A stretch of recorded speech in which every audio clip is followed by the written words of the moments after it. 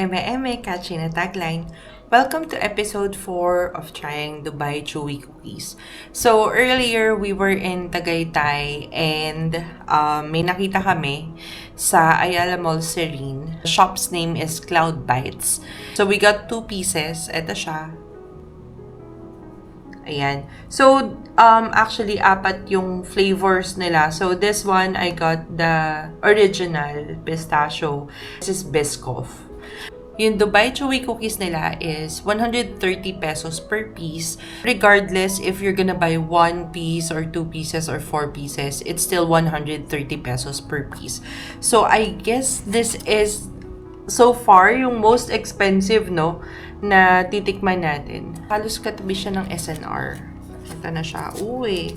Actually, kanina, buhat ko nito, mabigat siya. And ito din, like ito in itself, oh. Mabigat niya. And parang ang laki niya, diba? Ayan. So, ayan. Reference natin ulit yung kamay ko. Parang very fragile na ito, no?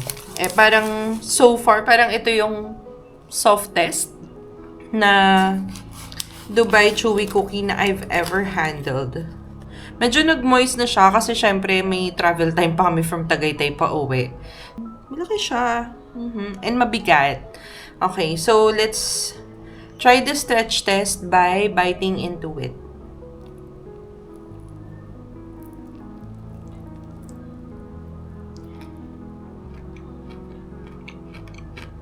So, ito yung laman niya. If you guys can see, very creamy. Ang creamy niya. Hindi siya dry. So, I've tasted some na talagang dry yung loob, no? And ito talagang merong creaminess.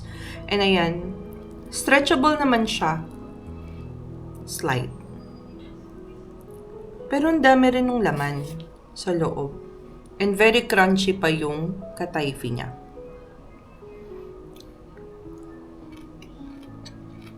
As for the taste, okay, so yes, matamis siya. Pero, ang laki kasi nito. So, I think, okay na ako kainin yung kalahati lang in one sitting, ganyan. So, 130 pesos. I think okay na rin siya, ha.